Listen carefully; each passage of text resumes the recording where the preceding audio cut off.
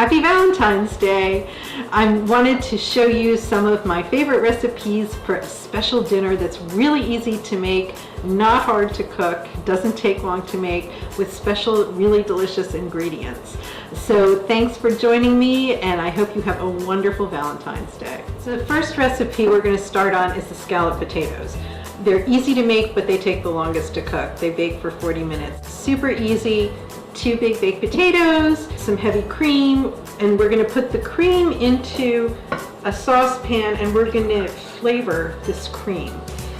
So we're just going to heat it up with some thyme, a bay leaf, a garlic clove that's been chopped, and 1/4 teaspoon of nutmeg.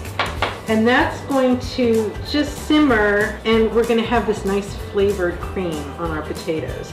So while the cream is heating up, we're going to go ahead and peel and slice 2 russet potatoes. These are baking potatoes, and the 2 of them together are about 1 pound. So this is a mandolin. I've had this forever, and it's just a really easy way to thinly slice the potatoes and have everything evenly sliced. I'm going to fish out the thyme and the bay leaf. And then I'm just going to pour this cream over top of these sliced potatoes and just stir that around a little. And once they're coated, then we're going to take 1/4 cup of grated Parmesan and just sprinkle that on there and stir it up so that the slices have a little bit of a coating of that cheese. I'm going to pour just a little bit of the cream into the bottom of the pie plate and just kind of move that around. And then just smooth these down so that they're even in the pan. And then we're going to cover this with foil, and we're going to vent that foil just a little bit to let the steam out and bake at 400 degrees for 40 minutes. To finish up the scalloped potatoes, I've just put a couple of sprigs of thyme and another little dusting of Parmesan cheese, and I'm going to put this under the broiler for just a couple of minutes until it's nice and brown and bubbly on top. So the next recipe is our side dish. Super, super easy, roasted asparagus. So this is just fresh asparagus, and the way that I get rid of the tough ends is I just snap them. They naturally snap where the ends are tough. So I'm just going to lay it out on the pan. Then we're just going to drizzle this with some olive oil. Then we're going to sprinkle it with some salt and some pepper. So the asparagus is going to go into a 400-degree oven for 15 to 20 minutes or until it's tender. So this chocolate mousse recipe is an enormous surprise because the main ingredient is avocado. You take 2 very ripe avocados and blend them with some superfine sugar, some cocoa powder, some evaporated milk, 2 teaspoons of vanilla, and a pinch of salt, and you have this thick, rich, delicious chocolate mousse, and you cannot taste the avocado. We're just going to cut the avocados into cubes and just use a spoon, just scoop it out into the blender. We're going to add about 1/2 cup of evaporated milk, 5 tablespoons of cocoa, 1/2 cup of superfine sugar, 2 teaspoons of vanilla extract, and a pinch of salt. We're just going to whir this up. And here is the chocolate mousse, all dished up in a pretty dish with sliced strawberries. Delicious.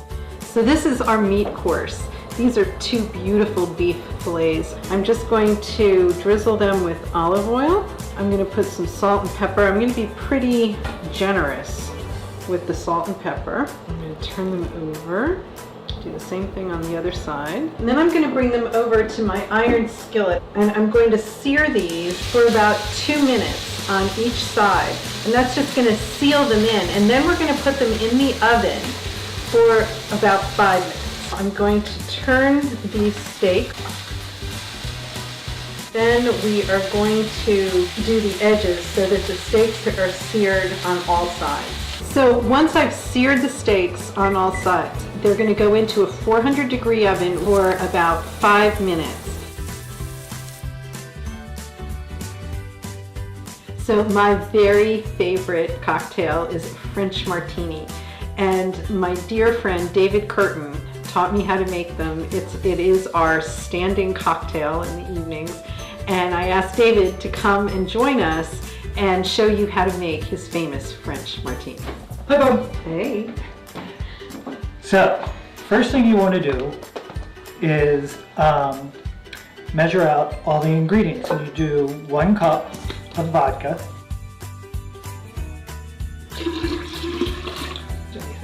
And then it's 3/4 of a cup of sour mix.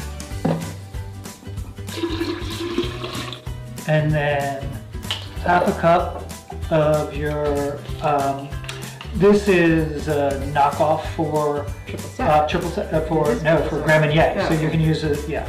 So, and you do 1/2 cup of that, and then you pour 1/4 of a cup of the Chambord. So it's 1 cup vodka, 3/4 of a cup of whiskey sour mix, 1/2 cup of triple sec or orange liqueur, It just and goes, 1/4 of a cup of raspberry liqueur. Yep, it just keeps on going down like that. So it just goes to like, 1, 3/4, half. yeah. Throw in some ice, so it's nice and cold when you're drinking it. And you're gonna pour that out. And you have to have French Martini glasses, Eiffel Tower glasses, in order to have a French Martini. And there you are. It's just a real fun looking drink. So here's to Valentine's Day. Cheers. Happy Valentine's Day. Happy Valentine's Day. I hope you try these special recipes.